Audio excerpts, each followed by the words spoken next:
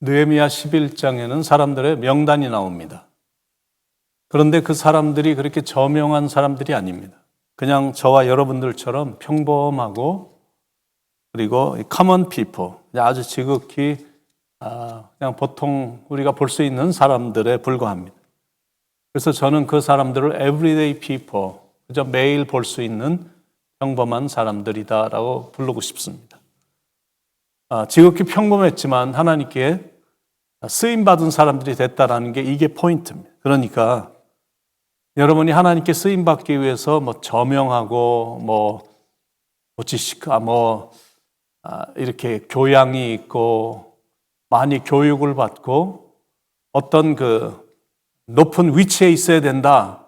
이런 거는 전혀 하나님께 쓰임받기 위해서 적용되는 부분이 아니다라는 거예요. 예루살렘은 영어로 말하면 고스타운과 같은 유령 도시와 같았습니다. 그것도 오랜 기간 동안. 왜냐하면 거기엔 아무도 살지 않았기 때문입니다. 그래서 거기에는 사람들이 이렇게 활동할 수 있는 사회적인 어떤 그 여건이 하나도 없었던 곳입니다. 그리고 성벽도 도시에는 없었습니다. 한때는 정말 대단한 도시였었는데 오랫동안 이렇게 버려진 도시가 된 겁니다. 도시가 텅 비었습니다. 모두가 다 떠나버렸기 때문에 초라하고 절망적인 도시로 변한 겁니다. 그런데 느헤미야의 리더십을 통해서 도시가 새롭게 재건이 된 겁니다. 성벽 재건도 완수가 됐고 영적 대부흥도 시동이 됐고 도시도 좋게 개발될 조짐이 보였던 겁니다. 그런데 도시가 개발이 되려면 도시에 사람들이 들어와서 살아야 되거든요.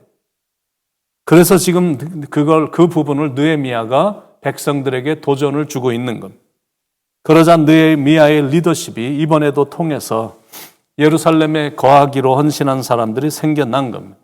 첫 번째, 백성의 지도자들이 헌신을 했다라는 겁니다. 1절에 백성의 지도자들은 예루살렘에 거주하였고 숱한 고생과 헌신이 예상이 됐지만 백성의 지도자들이 먼저 솔선수범의 모범을 보여준 겁니다. 그러니까 공동체 안에 이런 리더들이 앞장서서 헌신을 한다면 그 공동체는 희망이 있거든요. 그리고 실은 그런 사람들이 리더인 겁니다.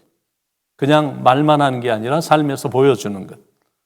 사람들에게 이것저것 하라라는 거라기보다 자기가 또 먼저 나서서 하는 사람이 지도자다라는 겁니다. 두 번째는 제비를 뽑기 위해서 제비 뽑힌 10분의 1의 백성들을 예루살렘에 들어가서 살게 한 겁니다. 1절 후반부에 그 남은 백성은 제비 뽑아 10분의 1은 거룩한 성 예루살렘에서 거주하게 하고 그 10분의 9는 다른 성읍에 거주하게 하였으며, 그러니까 예루살렘을 발전시키기 위해서는 첫 번째 먼저 이렇게 백성의 지도자들이 예루살렘에 살기로 했지만 그런데 그 숫자 갖고는 충분치 않으니까 백성의 10분의 1의 사람들을 제비를 뽑게 해서 거기에 뽑힌 사람들을 예루살렘에 거주하게 했고 나머지 10분의 9는 원래 성읍에 거하도록 한 겁니다. 그러니까 이런 게 바로 리더십이다라는 거고, 카리스마가 있고 용기가 있으니까 느헤미야는 그 일을 추진한 거고 인격과 능력이 있으니까 그런 거침없는 행동에도 불구하고 백성들이 반발 없이 순종을 한 겁니다. 세 번째 부류의 사람들은 스스로 자원한 사람들이 있었다는 거예요. 2절에 예루살렘에 거주하기를 자원하는 모든 자를 위하여 백성들이 복을 빌었느니라. 그러니까 이 사람들의 헌신이 진짜인 겁니다. 여러분 한번 이렇게 가정을 해보죠. 이사비용 다 대주고 살집도 다 대주고 필요한 것도 다 해줄 테니까 하와이에 가서 살래? 만약 이런 조건이라면 안 갈 사람이 어디 있겠느냐라는 거죠. 그런데 이거는 하와이가 아니라 예루살렘. 그것도 완전히 폐허가 된 도시고 지원도 해줄 수가 없습니다. 모든 걸 다 자기 힘으로 자기의 능력으로 다시 시작해야 되는 거예요. 그리고 이 사람들은 그동안 포로였다가 이제 막 해방된 사람들입니다. 그러다가 어느 정도 편리하고 안락한 곳에 지금 안착을 한 거거든요. 그러니까 예루살렘에 들어간다라는 거는 이거 보통 도전이 아니고 이건 보통 큰 절벽이 아닌 겁니다. 그나마 갖고 있었던 땅마저 날아가는 겁니다. 그리고 자기 혼자만 들어가는 것도 아니고 가족을 다 데리고 그곳으로 들어가야 된다. 이거 만만치 않습니다. 그런데 그런 열악하고 위험한 상황임을 뻔히 알면서도 스스로 자원했다니 이게 감동입니다. 하나님 나라를 위해서라면 고난과 불편함과 희생을 받아들일 각오가 되어 있었던 것. 하나님이 얼마나 기뻐하셨을까요? 그러니까 하나님께서 그런 사람들을 절대 외면치 않으시는 것. 힘든 길임을 알면서도 자청한 사람들이기 때문에 하나님은 반드시 동행해 주시고 축복해 주시고 인도하십니다.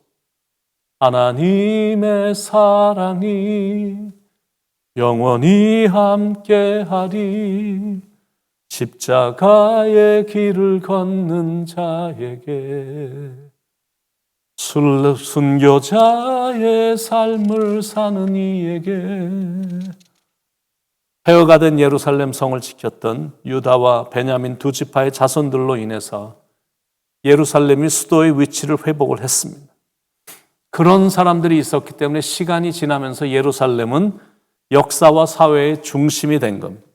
지금의 예루살렘이 그때의 예루살렘인 겁니다.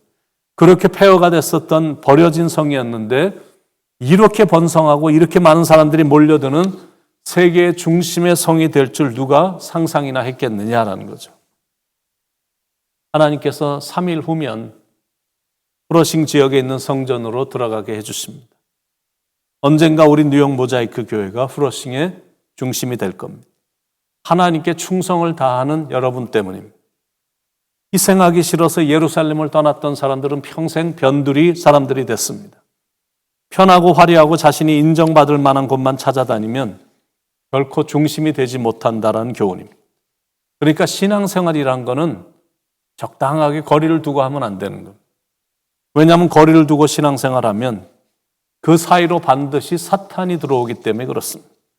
사탄이 들어오니까 굉장히 작은 일인데도 섭섭함이 느껴지고 모든 게 불만족스럽게 여겨지고 짜증나고 툭하면 화를 내는 것. 그거는 거리를 두고 신앙생활을 하고 있기 때문에 그런 일들이 나타나는 겁니다. 그러니까 다른 건 몰라도 신앙생활은 교회 안으로 더 깊이 들어와야 됩니다. 그리고 열심히 모여야 됩니다.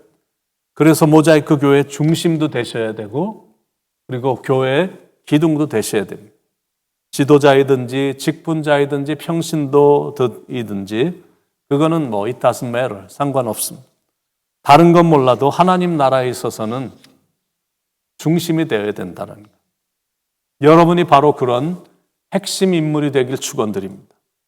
하나님 나라를 위해서라면 희생을 자원하고 주님을 위한 일이라면 충성을 다 바치고 이런 든든한 성도, 하나님도 기뻐하시는 성도님들이 바로 여러분이 되시길 예수님의 이름으로 간절히 축원을 드립니다. 기도하시겠습니다.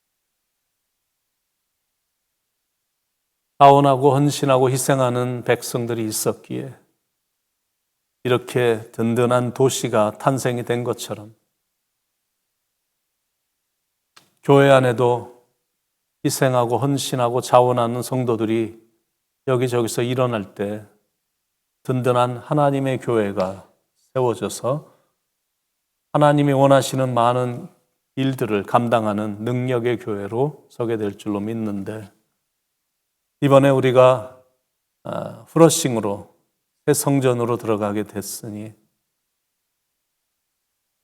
하나님 나라를 위한 헌신, 주님을 위한 충성, 하나님의 백성들을 향한 사랑이 우리 마음에 불같이 일어나 힘을 얻게 하시고 교회도 든든히 세워져가는 축복이 나타나기를 간절히 기도합니다. 주님 도와주셔서 주님의 몸인 교회를 정말 든든하게 세워보는 그런 기회가 될 수 있도록 우리의 헌신이 그런 든든한 예루살렘 성을 만들어가는데 기여할 수 있도록 주님께서 선하게 인도하여 주시옵소서. 예수님의 이름으로 간절히 기도드립니다. 아멘.